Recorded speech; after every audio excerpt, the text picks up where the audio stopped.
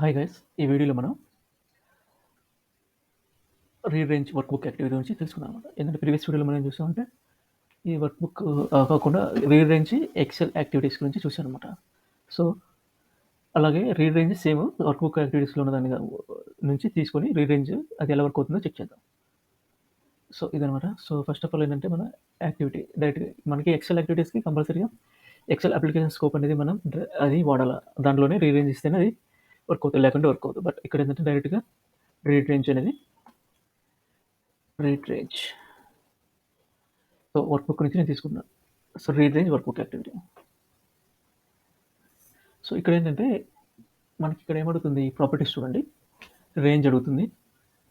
మన స్పెసిఫై తెలిసిందే కదా! ప్రీవియస్‌గా చూసాం కదా! సేమ్ అనమాట. మన కొటేషన్స్‌లో ఇచ్చేస్తే మొత్తం తీసేసుకుంటది. షీట్ నేమ్ అడుగుతుంది. షీట్ నేమ్ ఏంటంటే షీట్ నేమ్ ఏదుందో అది ఇవ్వాల. మనకి ఫస్ట్ నేచురల్‌గా నేను ఒక ఇన్‌పుట్ డేటా తీసుకున్నాను.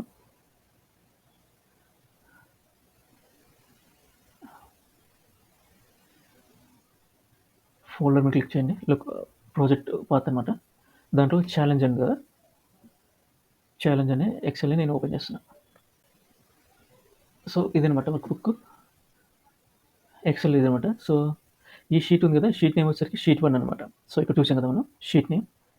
షీట్ 1 ఇది ఏదుంటే ఆ షీట్ నేమ్ అనేది మనం ఇక్కడ ఇవ్వాల. ఆ తర్వాత వర్క్‌బుక్ పాత్ అనమాట. వర్క్‌బుక్ పాత్ అనేది నేను ఇక్కడ ఉంది కదా! బ్రౌజ్ ఫర్ ఫైల్ ఉంది కదా! దాని ఐకాన్ ఫోల్డర్ ఐకాన్ మీద క్లిక్ చేస్తే పాత్ అనేది ప్రాజెక్ట్ పాత్ అనేది ఓపెన్ అవుతుంది. ప్రాజెక్ట్ పాత్‌లో ఫైల్ పాత్ ఏది మనకి ఛాలెంజ్ అనే ఫైల్. ఈ ఫైల్‌ని రీడ్ చేద్దాం ఇప్పుడు. ఆ ఫైల్‌ని మనం సెలెక్ట్ చేసుకోవాలి. చూసారు కదా! ఇలాగా ఇవ్వచ్చు పాత్. లేకుంటే ఆ పాత్‌కెళ్ళేసి ఉంటుంది కదా! ఆ ఫైల్‌ని సెలెక్ట్ చేసుకొని షిఫ్ట్ పట్టుకొని రైట్ క్లిక్ ఇచ్చామంటే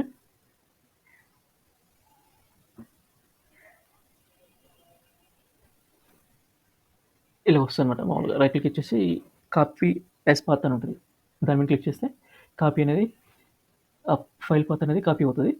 సో, అలా కూడా మనం ఇవ్వచ్చు అనమాట. ఇక్కడ రిమూవ్ చేసి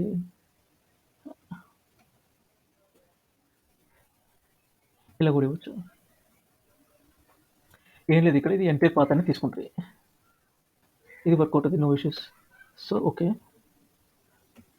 రీడ్ చేసాము. రీడ్ చేసిన డేటాని మనం స్టోర్ చేయాలా. ఫర్దర్‌గా మనం యూజ్ చేసుకోవాలనుకుంటే. సో, అందుకోసం స్టోర్ చేయడం కోసం ఒక వేరియబుల్‌ని క్రియేట్ చేయాలి.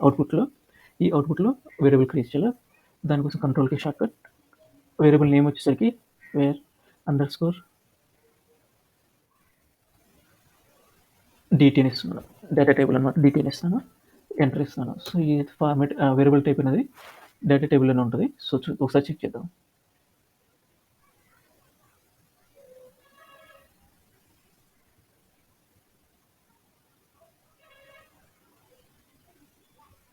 సో, ఇదనమాట డేటా టేబుల్ అనమాట. సో, ఆల్రెడీ ఉంది డేటా టేబుల్‌లోనే. ఏంటంటే ఈ ఏమైపోతుందంటే ఆటోమేటిక్‌గా అది తీసేసుకుంటది కొన్ని. మాన్యువల్‌గా మనం ఇవ్వాల్సి వస్తుంది. సో, రీడ్ చేశాను. ఒక డేటా టేబుల్ వేరియబుల్ స్టోర్ చేశాను. నేనేంటంటే ఇప్పుడు నేను ఫస్ట్ డిస్ప్లే చేయాలి. డిస్ప్లే చేయాలంటే మన డేటా టేబుల్ నుంచి స్ట్రింగ్‌గా కన్వర్ట్ చేయాలి. సో, దానికోసం ఏంటంటే అవుట్‌పుట్ డేటా టేబుల్ అనే యాక్టివిటీ ఇచ్చేస్తున్నాను.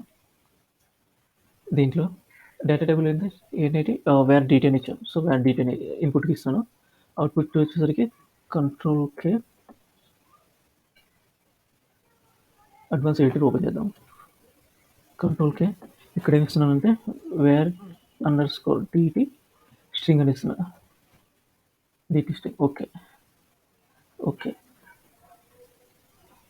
అనేది డేటా టేబుల్‌ని స్ట్రింగ్‌గా కన్వర్ట్ చేసాం. సో, ఇక్కడ వచ్చేసాం. సో, నెక్స్ట్ ఏంటంటే డిస్ప్లే చేయాలి. సో, లాగ్ చేస్తున్నాను నేను ఇక్కడ.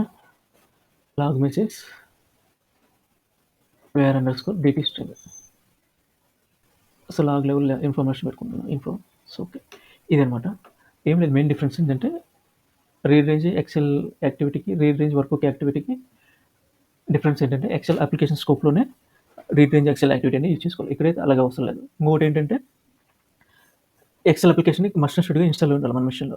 ఎప్పుడంటే Excel application scope, Excel activities మనం వాడేటప్పుడు. వర్క్‌బుక్ యాక్టివిటీ వాడేటప్పుడు మనకి అవసరం లేదు. ఎక్సెల్ అప్లికేషన్ ఇన్‌స్టాలేషన్ అనేది ఆ మెషిన్‌లో అవసరం లేదు. సో, ఇదనమాట. సో, ఇప్పుడు చూద్దాము. ఇప్పుడు రన్ చేద్దాము. It will throw an error ఎందుకో చూద్దాం అది.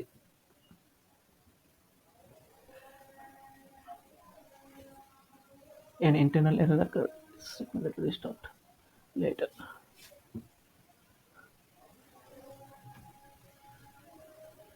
సో, అవుతుంది. అది గిట్‌హబ్ గురించి మామూలుగా కాదు.